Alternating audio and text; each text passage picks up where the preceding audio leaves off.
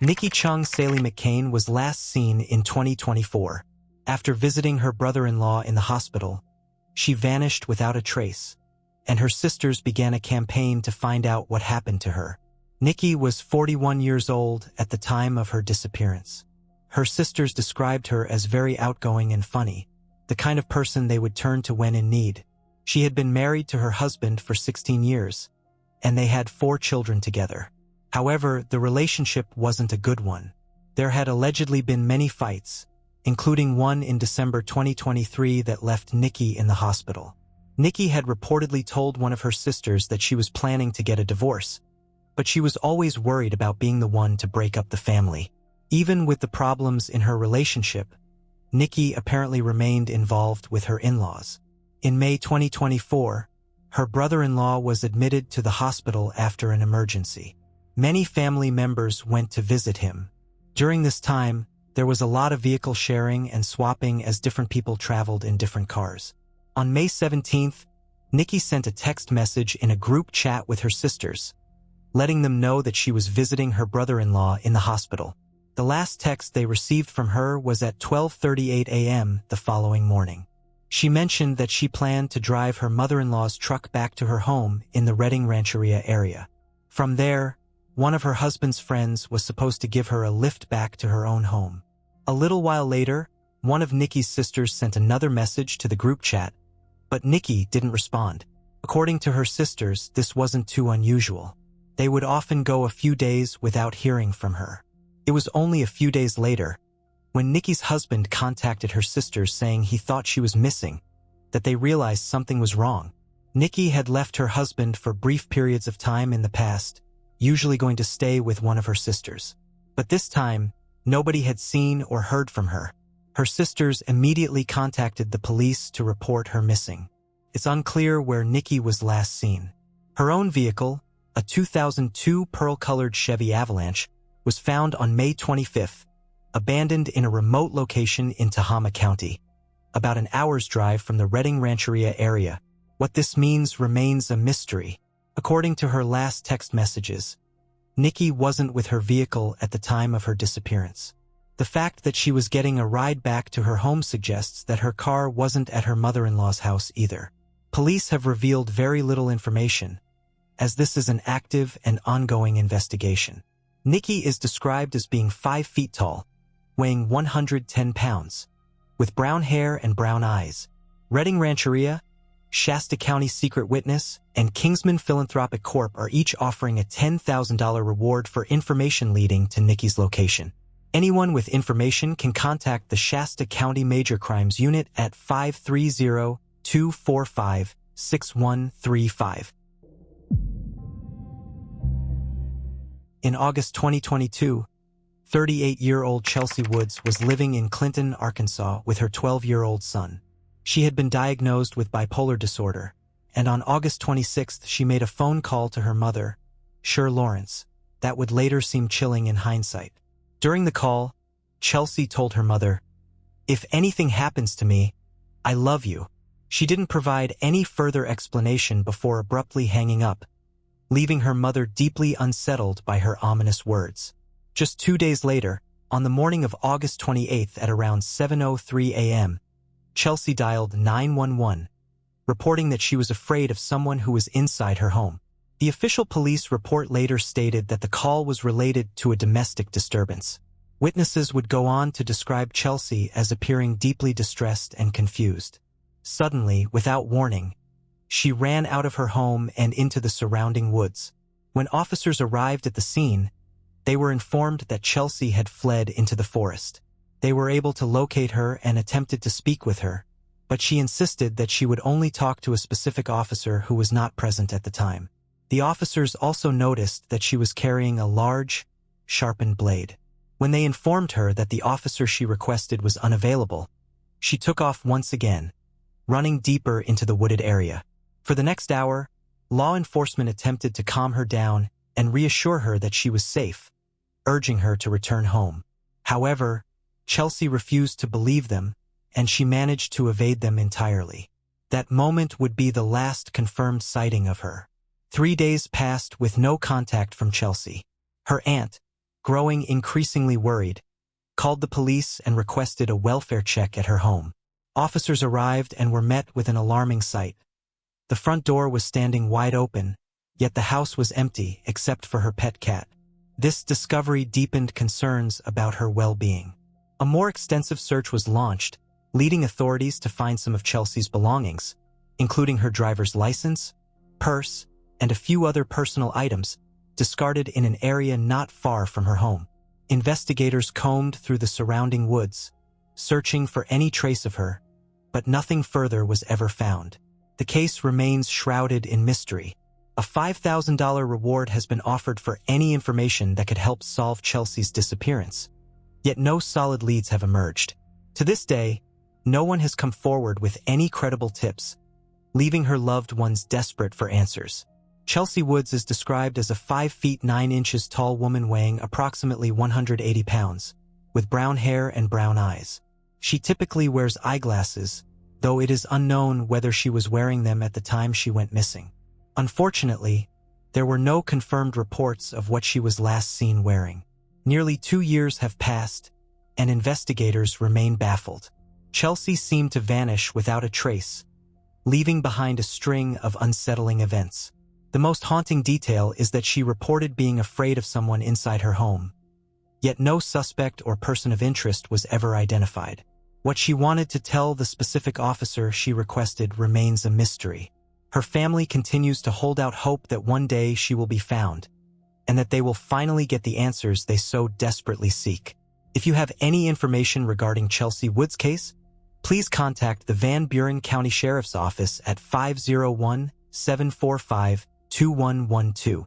Even the smallest detail could be the key to unraveling this perplexing disappearance. Michelle Rose Bernstein, originally from Queens, New York, was born in September 1985. At the age of 7, her family moved to Gilbert, Arizona, where she grew up. By 2021, Michelle, now 36 years old, had moved to Phoenix with her boyfriend, whom she had been dating for a year and a half. The couple lived at the Tides at Paradise Valley, an apartment complex located on North 40th Street and East Greenway Road. Michelle was the mother of 2 sons, both of whom lived with their fathers. She had been divorced twice, but she found joy in her passion for hiking, a hobby she pursued with enthusiasm. Her dog, AA, was her constant companion, accompanying her on nearly all her adventures. Life seemed to be going relatively well for Michelle, until everything changed in June 2022. Earlier that month, Michelle had been involved in a minor rear-end car accident. She was waiting for a $2,500 settlement from her personal injury lawyer, who informed her on June 28th that her check would be ready for collection on July 1st. On June 29th, Michelle stayed home and spent the day texting with a friend. At 4:03 p.m., she sent her last text message. After that, she vanished without a trace. Her boyfriend reported her missing the next day to the Phoenix Police Department.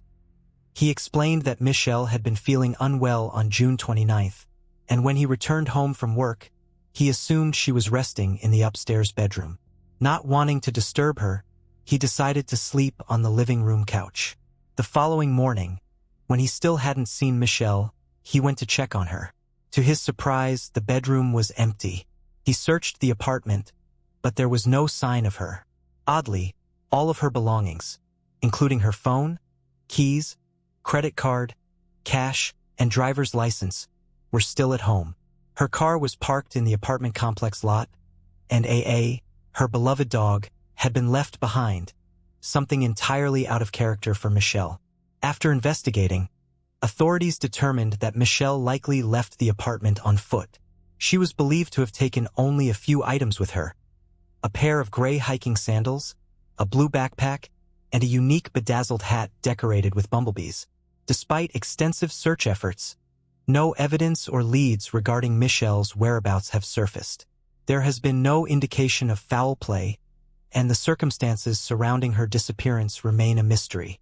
Michelle's case remains unsolved.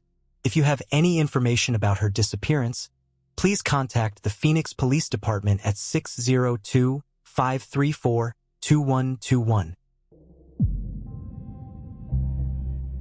Jennifer Louise Bell had always been a fighter. Her life hadn't been easy. She'd stumbled, she'd struggled. But by 2023, the 36-year-old mother of 3 was finally getting back on her feet. Her kids were her reason for everything, the anchor that kept her steady. Friends said she was focused, full of determination, and ready to start over. But in the summer of 2023, that comeback story ended in silence.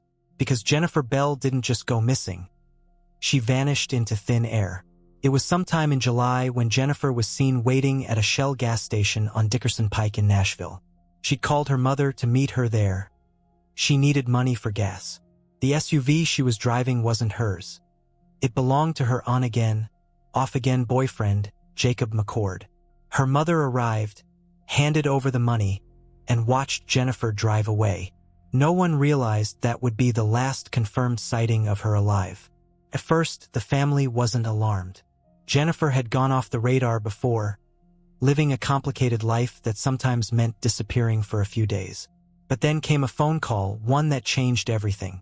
Near the end of July, McCord called Jennifer's family from Lee County, Alabama, with a story that didn't make sense. He claimed he'd woken up to find Jennifer gone, along with his phone, his wallet, and his SUV.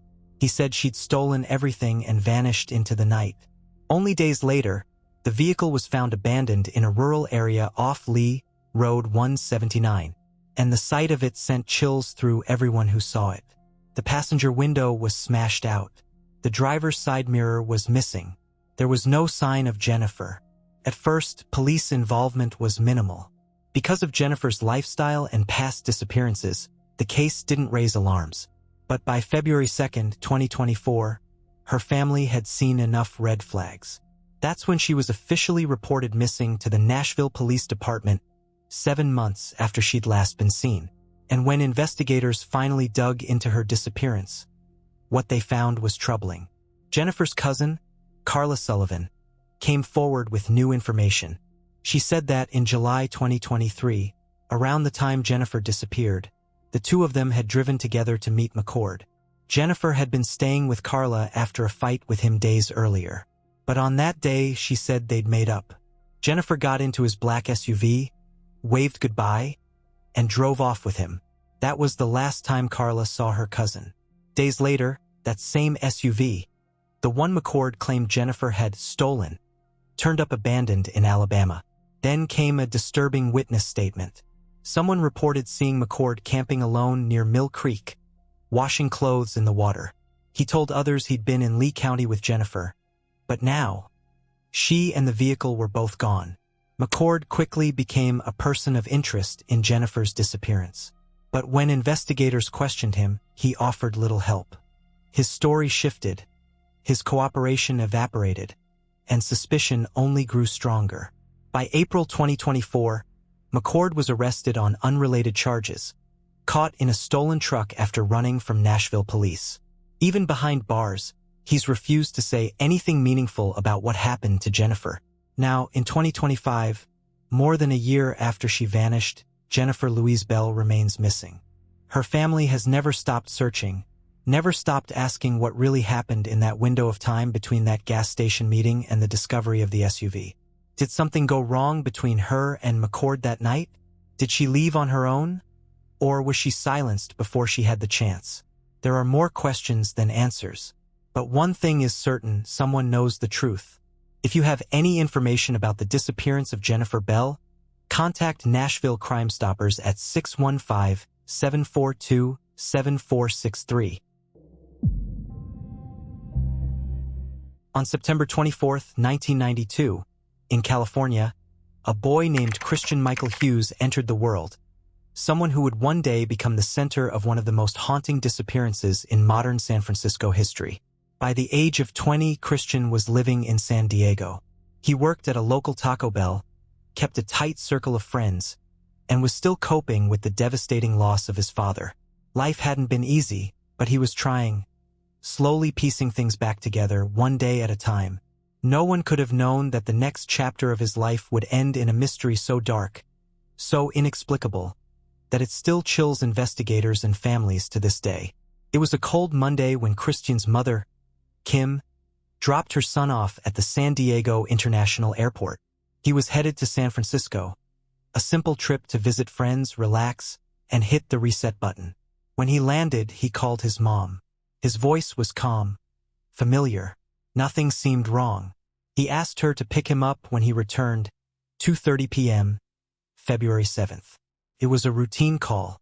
Promise he would never keep. Over the next few days, Crishtian visited several friends and relatives. He stopped by his aunt's house the day after he arrived. She gave him $70 in cash. On February 6th, he had lunch with a female friend. Later, he returned to the home where he was staying, a house on the 900 block of Capitol Avenue. And then came the early hours of February 7th. At 12:30 a.m., Crishtian was last seen alive by the friends he was staying with. Nothing appeared unusual. No conflict, no distress, no sign of what was about to happen. But by 10 a.m., when they woke up, everything had changed. Crishtian was gone. Not just him, all of his belongings were gone too. No note, no message, no indication he was leaving early. And most unsettling of all, these were the same friends who were supposed to drive him to the airport for his flight home. His plane ticket was booked. His mother was waiting. His life was back in San Diego. Yet he never showed up at the airport. He never boarded his Virgin America flight. And he never called home. When Crishtian didn't come home, panic set in. His mother reported him missing, and the San Francisco Police Department opened an investigation. Detectives uncovered his final digital footprint. A text message sent at 1:38 a.m. on February 7th, just 1 hour after his friends last saw him. After that, his phone went silent. Forever. There were no bank withdrawals, no transportation records, no sightings near the airport. It was as if the city swallowed him whole. Over a year passed before a possible lead emerged. On April 17, 2014, a witness reported seeing a man resembling Crishtian on Haight Street in San Francisco. A man with long curly hair and visible arm tattoos, walking beside a blonde woman. But the report was never confirmed. No surveillance footage surfaced. No additional witnesses stepped forward. And the trail went cold all over again. Crishtian's disappearance is even more chilling when you consider this. He is part of what many now call the California Five. 5 young men: Sean Seedy, Sean Dickerson, Jackson Miller, Cameron Reamer, and Crishtian Hughes, all vanished from San Francisco between 2010 and 2013. Different backgrounds, different circumstances, same city, same era, same eerie void where answers should be. Some believe the cases are connected.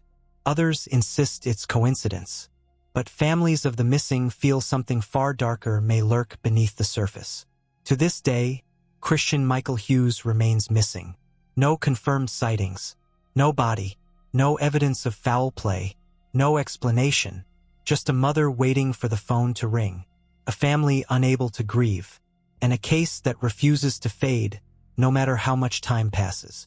If you have any information about the disappearance of Crishtian Michael Hughes, please contact the San Francisco Police Department at 415-553-1071.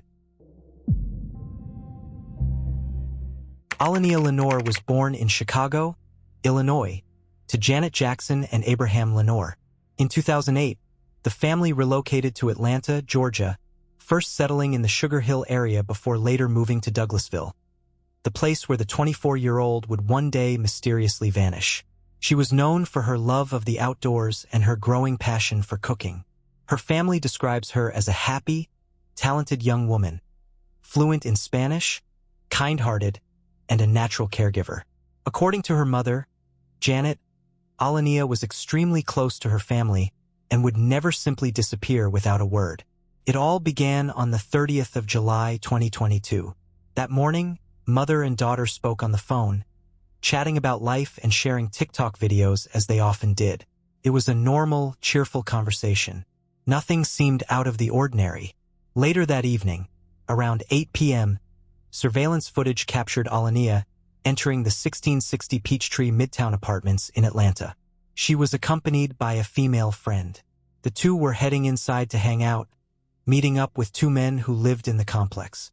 Hours later, around midnight, that same friend was seen on camera leaving the building, but Allahnia never appeared again.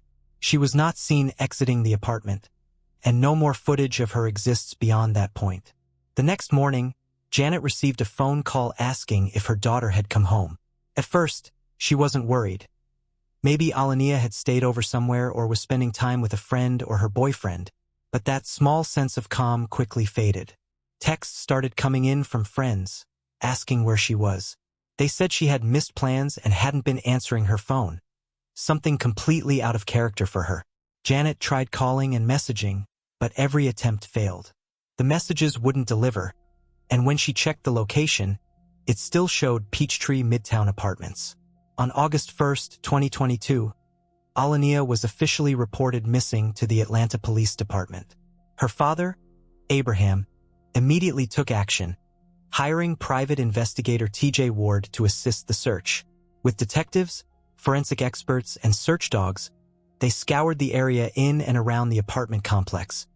But there was no trace of Allahnia anywhere. Authorities soon began to suspect that foul play may have been involved and that whatever happened took place inside that apartment. Their investigation led to the arrests of two men, Stephen Abwa and Deontay Reynolds, the same individuals she had gone there to meet that night. Later, a third suspect was also named, Nicholas Hendrickson. However, the evidence connecting these men to Allahnia's disappearance was challenged by an attorney who questioned its credibility. As a result, the case grew more complicated, and still no one could say for sure what really happened to her. To this day, the circumstances surrounding Allahnia Lenoir's disappearance remain a mystery. Her family continues their search, holding on to hope that answers will one day come. She's described as 5 feet 4 inches tall, weighing around 120 pounds, with black hair and brown eyes. The last time she was seen, she was wearing a blue shirt, blue shorts, and cream-colored shoes. If you have any information about the disappearance of Allahnia Lenoir, you're urged to contact the Atlanta Police Department's Homicide or Adult Missing Persons Unit at 404-546-4235. Stephen Wainlount, a 53-year-old man from Lansing, North Carolina, vanished on August 10, 2025, and to this day his whereabouts remain unknown. A $5,500 reward is being offered for any information that could help solve his case, and investigators remain determined to bring answers to his loved ones. At the time of his disappearance, Stephen was living on the 200 block of Howell Road, the very place where he was last seen. According to witnesses, Stephen simply wandered away from the property one day and never came back. When he failed to return, those close to him grew worried and quickly contacted authorities to begin a search. What makes his disappearance even more troubling is Stephen's fragile condition. He had suffered a serious head injury, one that left lasting effects on both his judgment and his ability to find his way home. The injury also caused impaired speech, and according to his family, his cognitive abilities are diminished. Mentally, he still behaves like a child. His loved ones also revealed something important. Stephen might not respond to his full name. Instead, he usually answers only to Steve. They also believe he may have tried to make his way towards Sunset Beach, where he has family, a place that may have felt familiar or safe to him. The investigation officially began on August 11th, when the North Carolina Center for Missing Persons announced his disappearance publicly. They urged anyone living in the area to remain alert and report any sightings immediately. In the days that followed, extensive searches were launched across Silas Creek Road, North Fork New River, and the Lansing area. Search dogs, trained personnel, and boat teams were all called in to assist. Despite their tireless work, no trace of Stephen was found. Not a single clue that could reveal where he went or what happened to him. After nearly 600 hours of searching, the operation was officially suspended on August 16th. From that point on, investigators would have to rely on tips from the public to move the case forward. Authorities have since asked residents in the Sunset Beach area to review their home security footage, hoping someone might have captured even a glimpse of Stephen. So far, however, no new leads have surfaced. Because of his diminished mental capacity and medical condition, there are growing fears for Stephen's safety. Every passing day only adds to the urgency of finding him. If you have any information that could help investigators locate Stephen Wayne Lount, you're urged to contact the Ashe County Sheriff's Office at 336-846-5600. Stephen's official NamUs case number is MP149136. It began as an ordinary September evening, a simple phone call between a father and his daughter. But by the next day, Amber Wilde would vanish without a trace, leaving behind only questions, theories, and a trail of unsettling clues that have haunted Wisconsin for more than 2 decades. Amber was just 19 years old, smart, driven, and full of promise. Born in Campbellport, Wisconsin, she was the kind of person who made things happen. After earning her associate's degree in only a year, she transferred to the University of Wisconsin-Green Bay in September of 1998. She'd been there less than a month when she disappeared. Amber dreamed of becoming a pediatrician. She had a scholarship, a bright future, and a baby on the way. 4.5 months pregnant, she was excited about motherhood. Her aunt had even offered to help care for the baby so Amber could continue pursuing her studies. But on the night of September 23, 1998, everything changed. That evening, Amber called her father, Steve Wilde. She told him she'd been in a minor car accident. She had rear-ended another vehicle and bumped her head on the windshield. It wasn't serious, just a mild headache, but doctors thought she might have a concussion. Her dad told her to rest and check in later. They spoke again that night. It was a normal conversation, warm, loving, neither knowing it would be the last time they'd ever speak. The next day, Amber didn't answer her phone. She missed a class and an eye doctor appointment, something completely out of character for her. Her father called again and again. Nothing. That gut feeling told him something was wrong. Steve drove more than an hour to Green Bay to check on her. Her apartment was locked. Her car was gone, and his daughter nowhere to be found. A week later, her gray 1988 Subaru GL was discovered in the parking lot of a sports bar and motel near Lombardy Access Road, not far from Lambeau Field. At first glance, it looked like a simple abandoned car. But inside, the details told a much darker story. Her purse and cell phone were locked neatly in the trunk, just where she always kept them. The keys were still in the ignition, but the driver's seat, it had been pushed way back, much too far for someone of Amber's height. And then came another chilling discovery. Her car had been driven nearly 600 miles since the last time it was serviced. Someone had been driving it, somewhere. Investigators quickly realized the car hadn't been sitting in that lot for the entire week she was missing. Someone had parked it there later, intentionally. Then, in 2016, almost 2 decades after her disappearance, sealed court documents were finally made public. Inside, they revealed disturbing new information straight from Amber's own diary. She had been seeing a man named Matthew John Schneider, the man believed to be the father of her unborn child. According to her diary, Amber met Matthew earlier that year at a party. He was engaged to another woman at the time. When Amber told him she was pregnant, he reacted with anger, even denial. He demanded she end the pregnancy. She refused. Weeks before she vanished, Amber told Matthew's fiancé and his mother about the baby. That revelation enraged him. Her diary entries from those final weeks describe growing fear. She wrote that Matthew had become erratic, desperate, and threatening. He told her she'd never see the baby if she didn't do what he wanted. And then Amber disappeared. When questioned, Matthew told police he barely knew her. He claimed they'd only spoken a few times. But phone records exposed the lie. They'd been in constant contact for months, right up until the night she went missing. Matthew refused to take a polygraph test. He never once reached out to Amber after her disappearance. And when friends told investigators he'd confessed to feeling guilty about what happened between them, the pieces started to fall into place, but never completely. Detectives believe Amber may have met with foul play shortly after that last phone call to her father. One theory suggests she's buried somewhere near Highway 29, which was under construction at the time, the same area where Matthew worked as a highway laborer. Search teams have scoured those grounds countless times, even digging up sections of the road, but they've never found a trace of Amber or her unborn child. Her bank accounts, credit cards, and social security number have never been used since the day she vanished. It's as if Amber Wilde simply disappeared from existence. More than 25 years later, her family still holds on to hope. Hope that someone, somewhere, knows the truth. Amber would be 46 years old today. Her father still waits for answers. Her loved ones still search, and her diary, filled with her words, her dreams, and her fears, remains the most haunting voice in this case. Because the mystery of Amber Wilde isn't just about a disappearance. It's about a young woman who refused to give up her future or her child, and the chilling silence that followed her final words. If you have any information about the disappearance of Amber Wilde, contact the Green Bay Police Department. Even the smallest detail could finally bring this family the answers they've been waiting for. She was just 14, a child, a bright, beautiful native girl with her whole life ahead of her.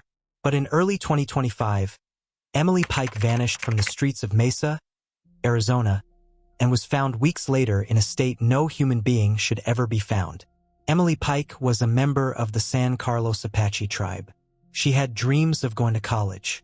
She loved to draw. She loved her mom and her siblings. Her life, though difficult at times, was filled with promise. But in January 2025, her future was stolen. Emily had been placed in a group home in Mesa, Arizona, run by Sacred Journey Incorporated, by the tribe's social services department. What led to her placement there hasn't been disclosed publicly. Her uncle, Allred Pike Jr., believed she may have been trying to return to the reservation where her mother lived. The group home had rules. When residents left, staff were supposed to know who they were going with, where they were going, and when they'd return. "You're not going to go to your friend's house and there's no parents there," said a program director.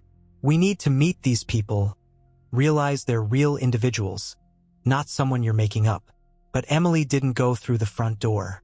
On the night of January 27th, she reportedly snuck out her bedroom window. A report was filed, but nothing more was seen or heard of her until it was too late. 18 days later, on February 14th, 2025, a grim discovery was made near Globe, Arizona, almost 100 miles from the group home. Emily's remains were found in black plastic trash bags, discarded in a remote stretch of Gila County scrubland. She had been dismembered. Her hands and legs were missing. Her face and head showed signs of trauma. Cellular analysis, looking not only at her devices, but what cell phones might have been in the area where she was found and in the area where she went missing. Is there something in common there that could identify a single person? They'll also be looking for clues from behavior or personality traits of the killer, especially at the crime scene. Did the killer leave behind a signature or something that would have meant something to them? Is there a reason they took Emily's hands and arms? She may have fought back. She may have scratched the person or people who attacked her, and therefore their DNA might be under her fingernails, and they were possibly aware of that and trying to prevent that from being discovered. A sexual sadist would commit those types of crimes either because of the pleasure they derive from it, or again, to try to cover up what they've done. Her being deceased is one thing, her uncle said, but the way that she was found was another thing. It's hard to comprehend that someone would do such a thing to a 14-year-old girl. The Gila County Sheriff's Office, the San Carlos Apache Tribal Police, and the Bureau of Indian Affairs immediately launched a homicide investigation. 3 suspects were quickly identified, but no one has been arrested. The San Carlos Apache tribe offered a $75,000 reward for information leading not just to an arrest, but to a conviction. Emily's death triggered grief that rippled across Arizona. Vigils were held in Mesa and on the San Carlos Reservation. At one, drums echoed into the night as elders and youth stood side by side, candles flickering in the desert wind. They said her name, Emily Pike, out loud and with pain. Emily was a spark, and she definitely sparked the entire world, and now the world is on fire because of Emily. And she ran off, and none of us really knew that she ran off until some of us seen the missing person report of her, or they finally told our grandma. And then a month later, they come down to our house and they tell us that she's gone, that she's no longer with us. My heart is hurting. I can't handle it. Her life was taken too soon. It's hard for me. Hard for me. Imagine what happened to her. A cry for justice rose in a country where Indigenous girls and women disappear far too often, their cases dismissed or ignored. And Emily's death raised deeper questions. Why was she placed in that group home to begin with? Had her previous escape attempts been taken seriously? Could more have been done to protect her? The Arizona Department of Child Safety opened a licensing inquiry into Sacred Journey Incorporated, looking at how Emily's care was handled. Her family wants answers. Her community wants change. But most of all, they want justice. Allred Pike Jr. says he wants people to remember who Emily really was. A young girl who loved to draw, who loved her siblings, who had college dreams and a future waiting for her. Even though life was difficult at times, she had goals, a full life ahead of her, and someone ended that. Today, in April 2025, the case remains active. Investigators say there are 3 suspects, but still no arrests, no charges. Law enforcement is urging anyone with information to come forward. If you know anything at all, about what happened to Emily Pike, call the Gila County Sheriff's Office or reach out to the San Carlos Apache Police. Your voice could bring justice to a girl who had hers taken away. Emily Pike's death is more than a tragedy. It's a mirror held up to the failures of a system meant to protect. It's a story of grief, injustice, and hope that someone will speak. She mattered. She still matters. And her story isn't over. 31-year-old Ricky Harris has been missing for more than a year, but his family refuses to give up hope. They've been searching tirelessly since his strange disappearance on November 18, 2023. On that day, Ricky was visiting a friend in Abba, Wales. At some point, he asked his aunt, Na Harris, for a ride home. A request she found a little strange, since the walk from his friend's house to his apartment was only about 5 minutes. Still, she agreed. During the short drive, Ricky seemed completely normal. Nothing in his behavior stood out. But after he arrived home, something went terribly wrong. Surveillance footage captured Ricky outside his building at 2:20 p.m., and then he vanished. His family grew worried when they couldn't reach him and reported him missing. But what followed was not just a search. It was a nightmare. Hoping to gather any information, the family created a Facebook page dedicated to Ricky's case. Instead of help, they received disturbing messages. Some callers tried to intimidate them. Others would call and hang up without saying a word. Then there was one chilling message. Someone claimed Ricky was buried in a shallow grave, but it was likely a cruel hoax, played by someone with a twisted sense of humor, someone who had no regard for the pain his family was enduring.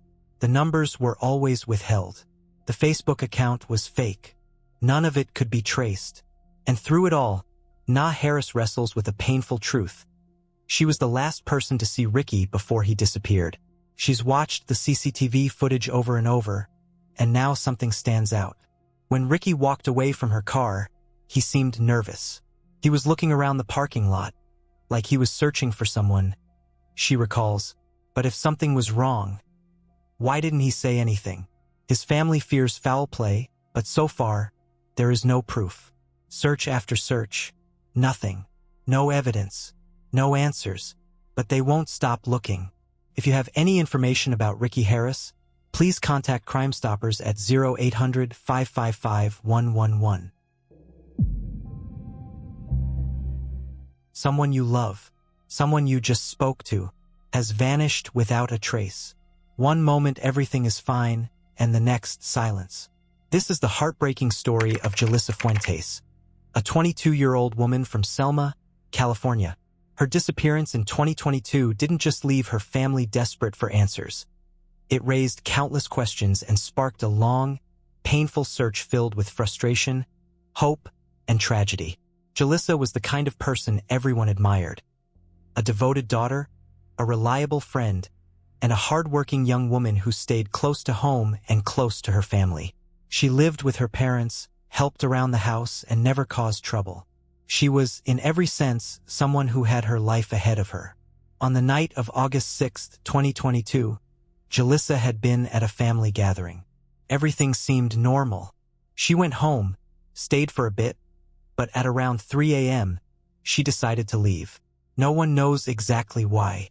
Maybe she just needed a moment to herself. Maybe something was on her mind. She drove off into the quiet California night. At 4:06 a.m., surveillance footage captured her at an AM/PM gas station in Selma. She bought a few snacks, looked calm, and then walked back to her car. That would be the last confirmed sighting of her. When morning came and her family realized she hadn't come back, and her phone wasn't ringing, concern quickly turned to panic. This wasn't like her. JOLISSA was always in touch. She didn't just disappear. Her mother reported her missing right away. But initially, police didn't treat it as urgent.